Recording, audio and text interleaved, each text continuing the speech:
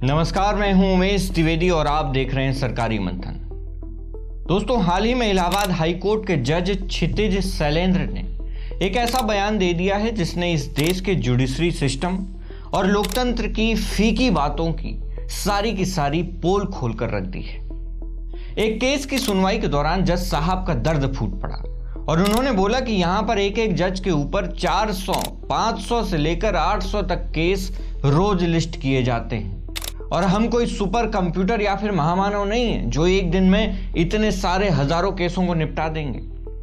अब आप सोचेंगे कि आखिर ऐसा क्या हो गया कि जज साहब का इतना दर्द फूट कर बाहर आ रहा है। तो दोस्तों, कहानी कुछ ऐसी है कि साल 2017 में गाजीपुर के रहने वाले एक याचिकाकर्ता हैं जिनका नाम है राधे श्याम यादव।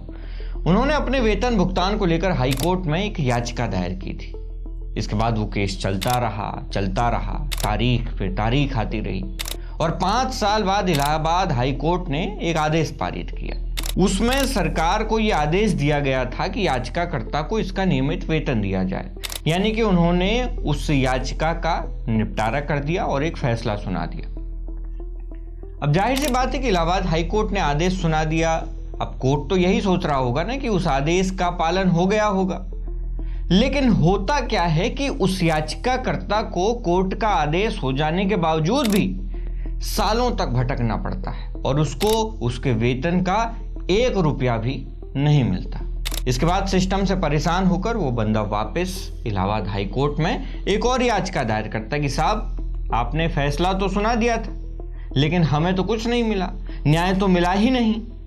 अब जैसे ये मामला न्यायमूर्ति क्षितिज शैलेंद्र के सामने आता है तो वो इसका जवाब मांगते हैं कि भाई, अभी तक हमारे दिए गए आदेश का पालन क्यों नहीं किया गया। तो राज्य सरकार की तरफ से जो वकील थे वो ये कहते हैं कि आपने जो आदेश दिया था उस आदेश के खिलाफ राज्य सरकार ने एक एप्लीकेशन दायर कर दी और वो एप्लीकेशन भी इलाहाबाद हाई कोर्ट में ही पेंडिंग चल रही है, जिसे कि 4 साल हो चुके हैं और जब तक उस एप्लीकेशन का कोई जवाब नहीं आ जाता हमने आपका आदेश नहीं माना।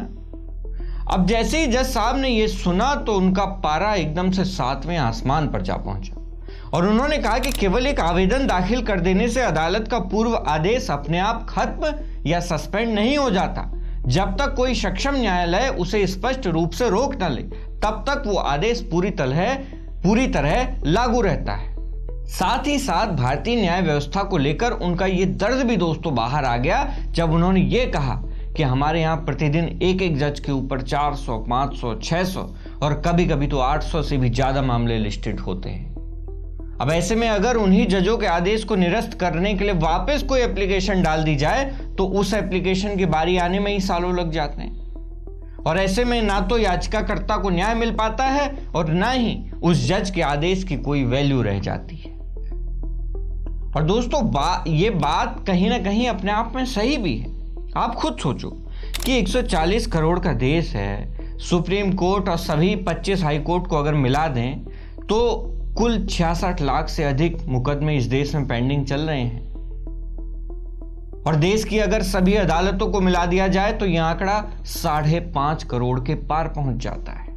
लेकिन कितने जज हैं? 5.5 करोड़ मुकदमों को निपटाने के लिए कितने जज इस देश में हैं? सुप्रीम कोर्ट में मात्र 30 से 40 जज मौजूद हैं। हाई कोर्ट में मात्र 700 से 800 जज काम कर रहे हैं। ऐसे में पुराने मुकदमे तो लंबित पड़े ही हैं और जो नए मामले आते हैं वो बस लिस्ट में ऐड होते रहते हैं। ऊपर से जो हाई प्रोफाइल केस हैं, अब उनके लिए तो सुप्रीम कोर्ट रात को भी खुल जाएगा। तो फिर वास्तव में आम आदमी के लिए न्याय का क्या मतलब रह गया?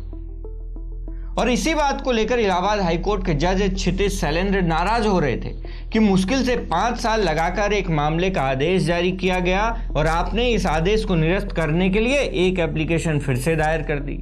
अब उस एप्लीकेशन की बारी आते आते फिर से 4 साल निकल जाएंगे, हो सकता है और ज्यादा समय लग जाए और सरकारी अधिकारियों को बहाना मिल जाता है कि साहब, हमने तो एप्लीकेशन लगा दी थी।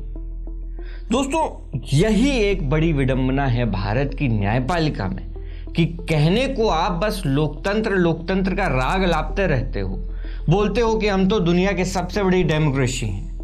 अरे अगर आपकी डेमोक्रेसी में आम आदमी न्याय के लिए, जस्टिस के लिए परेशान है तो क्या मतलब आपके लोकतंत्र कहलाने का।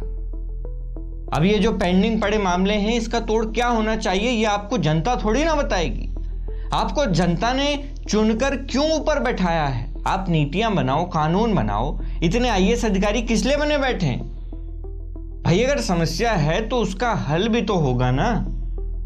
एक आम आदमी जो कोर्ट के चक्कर लगाने में अपनी चप्पल घिस रहा है, उसे कोई मतलब नहीं है आपके लोकतंत्र से।